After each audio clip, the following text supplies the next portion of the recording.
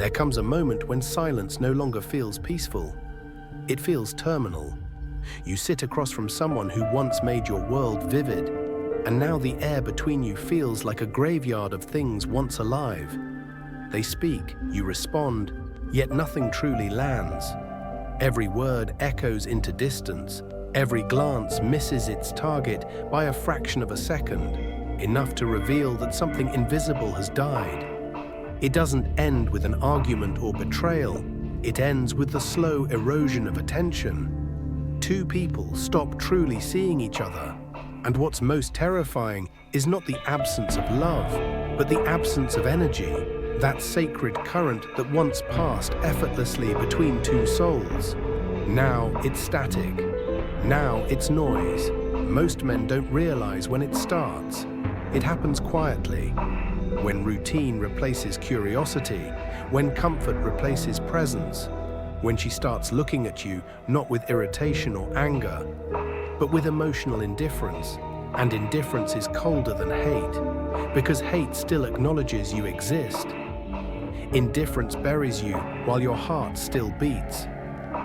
Nietzsche once wrote, "We are unknown, we knowers, to ourselves."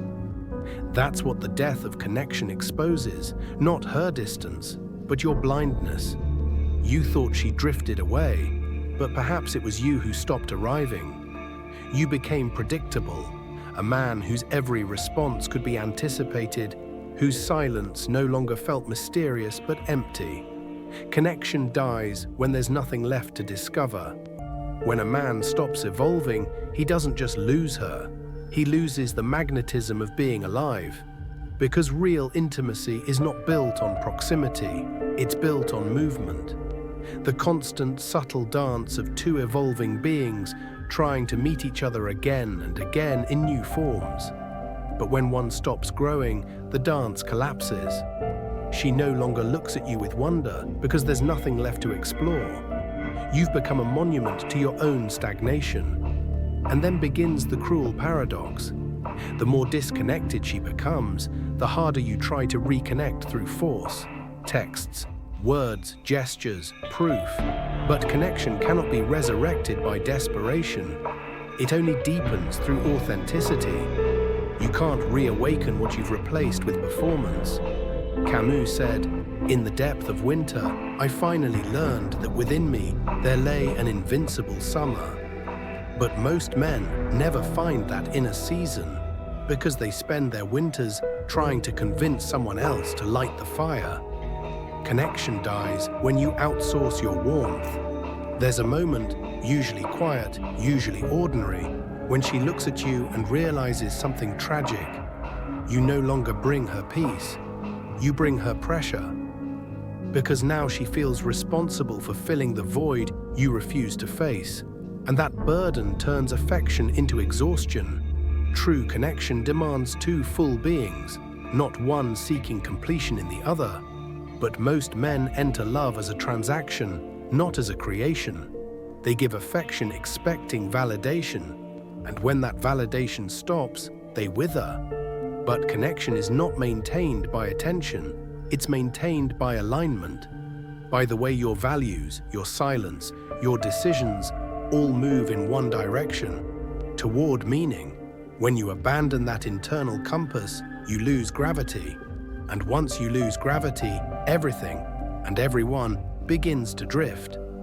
The Stoics said, "You cannot lose what was never yours." That includes people. Because no person belongs to you. Only the connection you create with them does. And creation demands presence. Presence demands depth. And depth demands discomfort. Most men avoid discomfort, and in doing so, they avoid depth. They stay at the surface, safe, polite, agreeable. But connection cannot breathe in shallow water. It requires the pressure of the deep, where truth lives, where vulnerability is not weakness, but currency.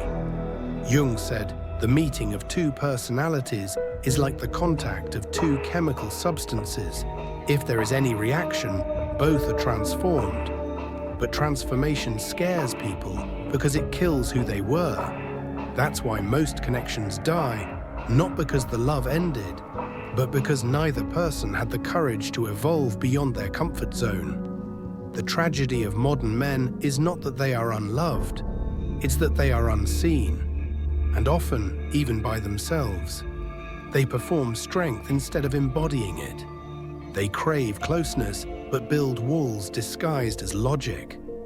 They call it boundaries, but it's really fear. Fear of being truly known and still left. But there's a strange mercy hidden in disconnection. It forces you to face yourself.